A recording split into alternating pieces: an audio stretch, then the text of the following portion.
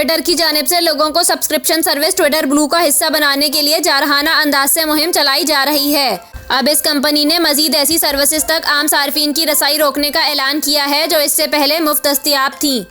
Twitter के मालिक Elon Musk ने ऐलान किया है कि आने वाले दिनों में पोल्स में वोट का हक सिर्फ ट्विटर ब्लू के सार्फिन को होगा, मगर आम सार्फिन को ज्यादा बड़ा धचका एक और तब्दीली से लगेगा, जिसके बायस मुस्तकबिल करीब में ट्विटर ब्लू इस्तेमाल ना करने वालों की ट्वीट्स वायरल होने का इम्कान मुकम्मल तौर पर खत्म हो जाएगा। एलॉन मस्क ने बताया कि 15 अप्रैल के बाद से एल्गोरिथम की जानिब से तजवीज़ या रिकमेंड की जाने वाली ट्वीट्स में आम सार्फिन के अकाउंट्स को मद्देनजर नहीं रखा जाएगा। दर हकीकत एलॉन मस्क का कहना था कि सिर्फ वेरीफाइड अकाउंट्स की tweets he for you tab में रखी जाएंगी।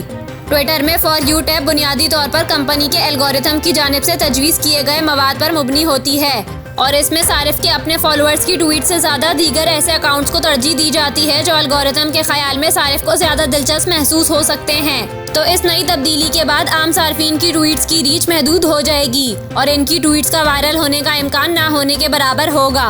एलॉन मस्क का कहना था कि यही हकीकी तरीका है जिससे आर्टिफिशियल इंटेलिजेंस बॉट्स के गलबे को रोका जा सकता है। ख्याल रहे कि मार्च में ट्विटर ब्लू प्रोग्राम को दुनिया भर के लिए सार्फिन के लिए मुतारिफ करा दिया गया था।